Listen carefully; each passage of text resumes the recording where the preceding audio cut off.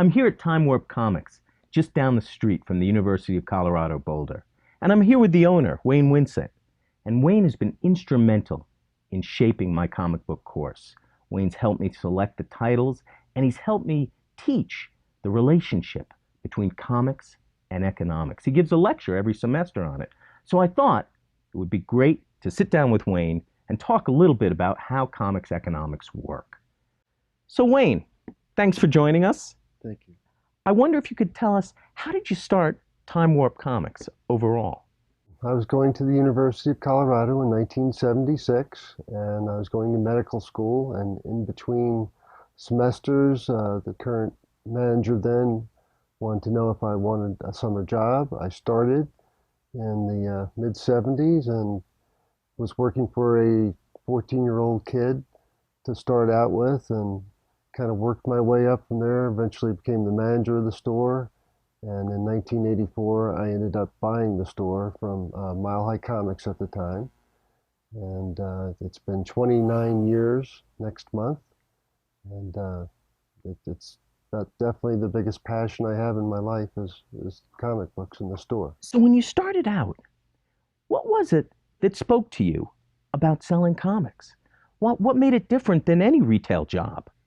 I was so young, and I learned how to read on comic books basically, and it was always a lifelong passion for me. And when I just had the opportunity to get a job working selling comics, it seemed like something that I might be interested in doing in life, and it just kind of snowballed and became more and more all the time. And when I had an opportunity to buy the store, I just dove in with both feet and I just tried to do it when everybody else said, don't do it, it's never going to work. And I believed that I could make this store work.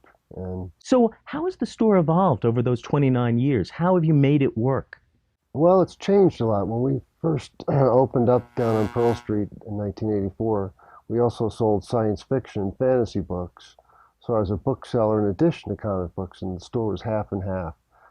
And after a while, Barnes and Noble and Borders came to town. They had good selections of books and discounted them, and so the books kind of fell by the wayside, and it just metamorphosized into more graphic novels that were just starting out. In 1986, we had 3 great novels all come out the same year, and it just kind of expanded that way and changed over the years, so that not only do we carry comics now, but we've carried gaming stuff like Magic the Gathering, and Pogs were big many, many years ago, and I really made a lot of money on Pogs. The store is just, it's one of those things that just kind of changes by itself based on what pop culture is doing with what I sell. And it's not just comics, it's graphic novels, it's posters, it's t-shirts, it's gaming supplies, and t-shirts. I mean, you name it, we have it. If it has anything to do with comic books, we're going to carry it. So do you think of yourself as a comic book store, or do you think of yourself as more of a pop culture store? I tell people nowadays it's a pop culture store. I mean, comic book stores still have a certain little negative connotation to a lot of people. They just go, comic books, aren't those just for kids? And of course they're not. Comics nowadays, all the cool kids are reading them. So that's why it's so exciting.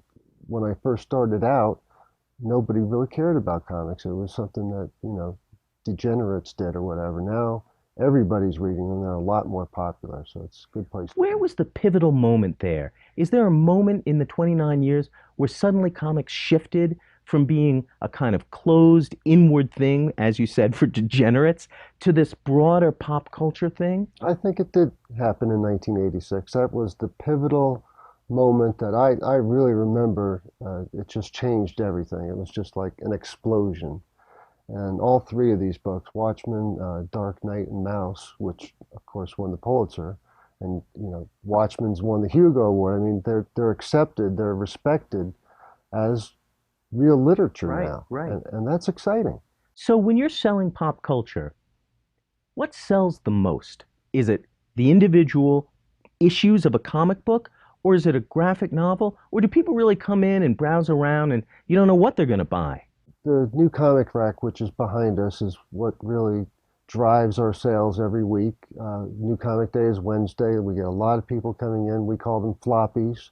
That's the pretty much the term for a single issue that comes out. But the graphic novels have really started getting a lot more popular. And a lot of the reason for that, of course, is they're so nice to display on a bookshelf. Right. You can Right. just grab it off and read it, and it's not in a comic box that's got a lid on it, shoved under your bed, and they're really accessible in a nice, easy to pick up and look at form. That's really a nice point, is that collecting graphic novels, one can display them. One feels like they're more than just a book. They're a visual object that one falls in love with. So, what about movies? How do they infuse your sales and your world? Do movies bring in more customers? Do they sustain comic book sales, or is it kind of a one-time hit? It's definitely temporary. They'll come in, they'll check it out. Ghost World was a really good example that came out quite a few years ago. Nobody had ever heard of anything like that. Became a movie, and now the graphic novel has been a great seller over the last few decades. It's a temporary spike usually, and hopefully, it's our job when they do come in, they're interested in a particular character, say they want to read Dark Knight, then we need to tell them what they should read next. Right, right. It's our job to educate them on. So on this issue of movies, I see you're wearing a Denver Comic Con shirt here, and I Sure. should say that Wayne has been instrumental in bringing a major comic convention to Denver. On the shirt, I see a zombie, and that puts me in mind of Walking Dead. Walking Dead is a really popular TV show right now. How is that?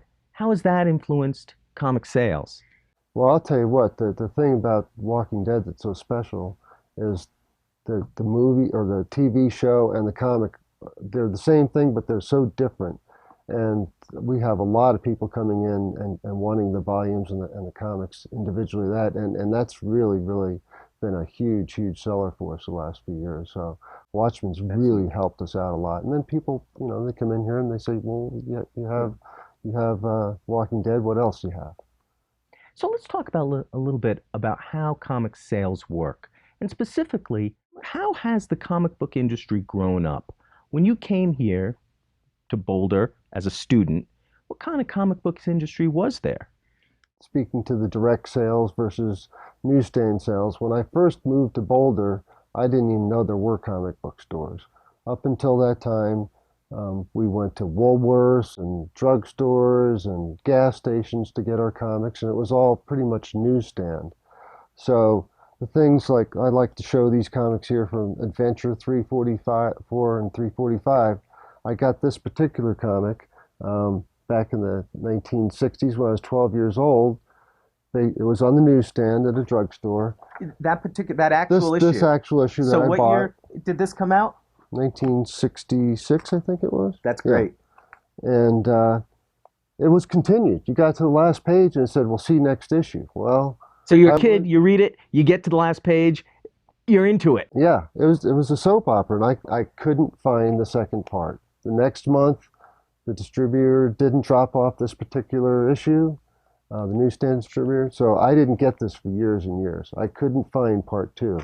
That's one of the things that drove me and a lot of collectors to be completist. We have to have the whole story. We have to have sequential numbers every month. So And actually, the newsstand process worked against that because it was random it almost. was random. It was completely random. You could say, okay, I'll get 10 of this at my store this month, and next month they'd have none of those issues or something else like an Archie comic or something like So that. the guy behind the newsstand, he literally sits there. The distributor comes to him one week, and what does he do? He selects a couple of those comics, He doesn't have any say in it. They just drop off bundles, and this is what you get. and that's what you get. Yeah. So So if Little Wayne is showing up asking for a comic, he doesn't have any say. He says, "Well, sorry, kid, I didn't get that one." and that's what they would say. And that's it. Yeah, and we didn't have any choice. There's nothing we could do.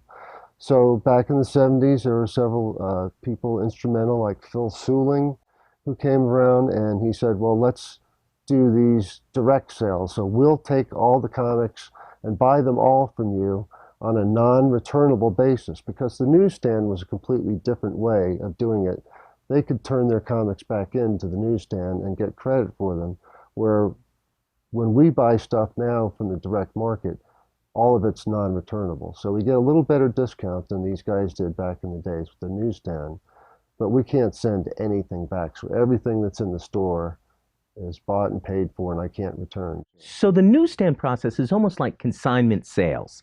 The distributor shows up, the newsstand guy isn't really taking much risk because he can give those comics back. Right. Phil Suling introduces this new market, this direct market. So how does that work? Who who comes to you now? How do you get all those comics? There's one distributor nowadays. It's called Diamond Comics, and that's pretty much all there is. All the rest of them have fallen by the wayside over the last few years. So we get this phone book every month.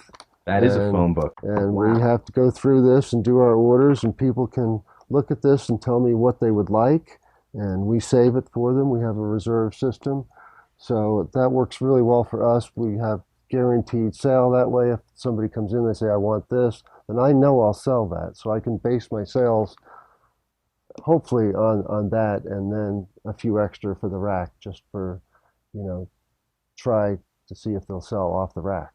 So in many ways, and you're investing your money into those purchases, and you own those comics. Yep. There's no sending them back like back at the newsstand. Right, right. So in many ways, you're not just a pop culture representative, but you're also speculating in the market of pop culture every month. That's the toughest job I have, is to order comics every month. There's so much guesswork. Different artists and writers jump around a lot, and certain storylines are more popular than others, and with so many different titles every month, people have to make some tough decisions. So how do you do that? Do you read everything? How do you make your selections from that huge phone book? I would have to say it's based on years of experience, on-the-job training, and just having a gut feeling. I do read a large majority of the comics, the major, DC, Image, Marvel books. I try and keep up as much as I can, and all our employees do the same thing, obviously, because we need to be able to recommend things to people. That's what differentiates us from other bookstores, that they don't really read their graphic novels or comics. So if somebody comes in here, we can give them really good suggestions based on what we read and like also. We all have really good taste here, actually. That's great. Great taste in popular culture. So I'm trying to understand then how you see your role and what drives your own passion. I think you mentioned passion at the beginning, and you mentioned this really giving your life from being a college student over to comics. How do you see your role? What is it? What is behind it that drives you to read and to promote and to live comic books? I just love it. I never have gotten up in the morning and said, God, I gotta go to work today. Every day is so different, so special, and so much fun. You never know who's going to walk in the door, what comics just somebody is going to walk in and want to sell you off the street. They don't call, they just come in, do you want to buy this? The thing that I really like driving is the art form itself. Comics, sequential art, it's so unique and so special, and it's tactile. You can hold it. There's so many threats to our existence, like digital comics and things like that, which, I don't perceive as a threat, but a lot of people do. I think it's almost an entry to comic book reading, and it hasn't hurt us so far. It might in the future. We don't know, but it's so tactile. It's so much fun to hold it and read it, and turn other people onto it, to something you love, and to have them in turn love what you love, and that's really special. It's hard to quantify why I like doing that, but it's just a satisfaction when I can find something like a gentleman's been looking for this comic for over a year and a half, and I just found it this week.